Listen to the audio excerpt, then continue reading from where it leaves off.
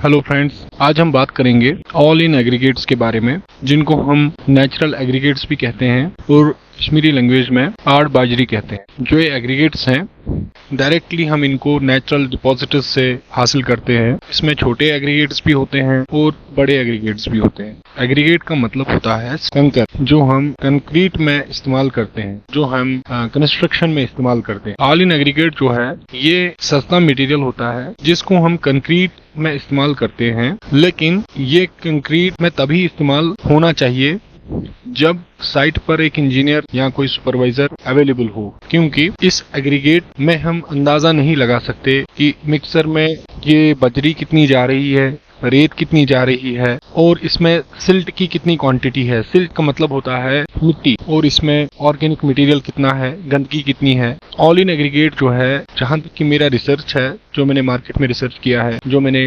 Construction में देखा है, ऑल इन एग्रीगेट को हमने आजकल अवॉइड करना चाहिए, क्योंकि आजकल जो आड़ बाजरी, जिसको हम कश्मीरी में कहते हैं, ऑल इन एग्रीगेट इंग्लिश में कहते हैं इंजीनियरिंग में, ये बहुत ही डर्टी, इसमें बहुत ही गंदगी साथ होती है। इसमें ऑर्गेनिक मटेरियल होता है, इसमें मिट्टी होती है, इसमें पत्ते होते हैं, इसमें कपड़े होते हैं, इसमें पॉलीथीन होता है, इसमें बहुत सारी गंदगी अवेलेबल होती है। इसीलिए मैं सबसे ज्यादा फोकस फाइन एग्रीगेट्स और कोर्स एग्रीगेट्स पे करता हूँ। जो वो वाले एग्रीगेट्स होते हैं, वो हम अपनी रिक्वायरमेंट के हिसाब से साइट पर लाते हैं, जैसा हमने साइज जरूरत होता है।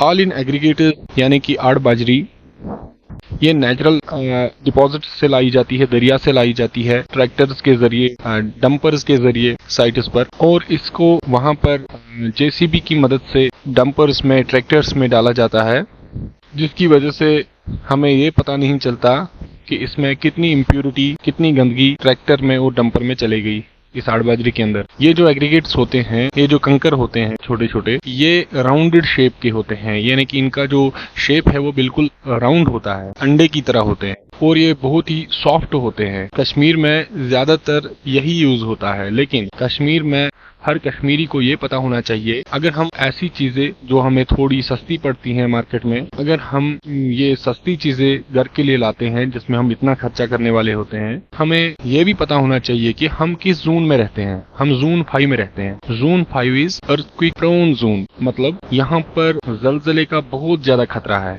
दिस मीन्स ये जो जोन है बहुत ही डेंजरस जोन है। इसमें हमने कंस्ट्रक्शन को इसी जोन के मुताबिक करना होता है, यानी कि हमने सस्ता मटेरियल नहीं लाना है, हमने इंजीनियर की सलाह लेनी है, हमने एक आर्किटेक्ट की सलाह लेनी है। कंस्ट्रक्शन में हमको बहुत ही एहतियात बरतना है। जो ये ऑल इन एग्रीगेट्स होते हैं, यानी कि आड़ बाजरी जो होती है, इसमें हमको वर्केबिलिटी बहुत ज्यादा मिलती है। वर्केबिलिटी का मतलब होता है, जब हम ये मिक्सर में बनाते हैं, जब हम कंक्रीट मिक्सर में तैयार करते हैं, यानी कि जब हम इस आड़ बाजरी को यानी ऑल इन एग्रीगेट्स को मिक्सर में डालते हैं, उसके बाद हम सीमेंट डालते हैं, उसके बाद हम पानी डालते हैं, उसके बाद हम कभी कभी रेत भी अलावा डालते हैं। तो जब हम इसको मिक्सर से निकालते हैं, तो जो फाइबर होता है वो आराम से, बहुत ही फुर्ती से, तेजी से इसको टब में या किसी और चीज में भर सकता है बेलचे से। तो आराम से उसको साइट पर ले जाया जाता है बहुत ही जल्दी से, क्योंकि इसमें जो ये एग्रीगेट्स होते हैं, जो ये कंकर होते हैं, इनका जो शेप है वो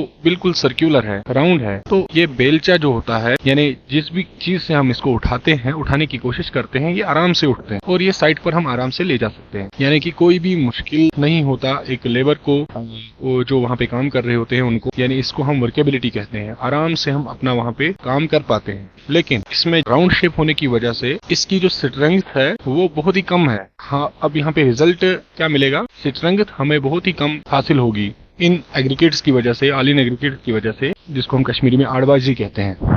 as per IS code, Indian standard code जो है, उसमें लिखा है कि जो हम आड़ बाजरी का इस्तेमाल कंस्ट्रक्शन करते हैं, हाई स्ट्रेंथ जिसमें हमने हासिल करनी होती है, उसमें हमने इसका इस्तेमाल नहीं करना है। अभी आप देख सकते हो, घर जो है, घर में हमने हाई स्ट्रेंथ चाहिए, एक बिल्डिंग में, कमर्शियल बिल्डिंग में हाई स्ट्रेंथ चाहिए, तो हमने आड़ बाजरी को, यानी कि ऑल इन एग्रीगेट जिसको बोलते हैं इंजीनियरिंग में, इसको अवॉइड करना चाहिए, क्योंकि इसमें इंटरलॉकिंग क्वालिटी नहीं है। इंटरलॉकिंग का मतलब होता है दो चीज जो आपस में ज्वाइंट कर पाते हैं। क्योंकि ये राउंड शेप है, राउंड शेप के साथ इंटरलॉक होगा ही नहीं। तो अगर हमने दो चीजों को आपस में इंटरलॉक कराना है, तो उसके लिए हमने उसी शेप का इस्तेमाल करना है जो आपस में इंटरलॉक करे। शेप हमने डिजाइन करनी होती है। इसके ऊपर बहुत सारा रिसर्च हुआ है, तो तभी उस रिसर्च की वजह से एग्रीगेट्स को तैयार किया गया प्लांट में, क्रशर प्लांट में, जहां पर इनको पत्तों को तोड़ा जाता है और अलग अलग साइज के एग्रीगेट्स को तैयार किया जाता है कंस्ट्रक्शन के लिए। यानी कि अगर हम एक घर की बात करें, उसमें हम 10 mm और 20 mm के एग्रीगेट्स का इस्तेमाल करते हैं। और जो हमारे पास कंस्ट्रक्शन में एग्रीगेट होना चाहिए वो कोर्स एग्रीगेट और फाइन एग्रीगेट होना चाहिए। कोर्स एग्रीगेट का मतलब होता है जो 4.75 mm ISCU के ऊपर रिटेन करेगा। ये मैं आपको लेटर ऑन एक अलग सा टॉपिक इस पे बनाऊंगा कि ये 4.75 mm IS Indian standard CU क्या चीज होती है, इस पे कैसे रिटेन करता है। और फाइन एग्रीगेट वही होता है जो 4.75 mm CU से नीचे आ जाता है। तो आज जो मेरा मकसद है इस वीडियो बनाने का वो यही है कि ऑल इन एग्रीगेट्स यानी कि आड़ बाजरी, इसको अवॉइड किया जाए कंस्ट्रक्शन में, क्योंकि इसमें सिल्ट की क्वांटिटी बहुत ज्यादा होती है, मिट्टी बहुत ज्यादा होती है, इसमें ऑर्गेनिक मटेरियल बहुत ज्यादा होता है, इसमें डस्ट बहुत ज्यादा होता है, गंदगी ज्यादा होती है, इसमें कुछ केमिकल्स भी साथ होते हैं कभी कभी जो कि हार्मफुल होते हैं कंस्ट्रक्शन के लिए, और ये प्रॉपर इंटरलॉक नहीं कर पाते। हम अगर एंगुलर एग्रीगेट्स की बात करें, एंगुलर एग्रीगेट्स कौन से एग्रीगेट्स होते हैं जो कि क्रशर प्लांट से लाए जाते हैं, ये हमें ऑफर करते हैं बहुत ही कम वर्केबिलिटी, लेकिन इनकी जो स्ट्रेंथ है वो बहुत ज्यादा होती है। और जो एंगुलर एग्रीगेट्स होते हैं ये इंटरलॉक भी बहुत ही अच्छा करते हैं,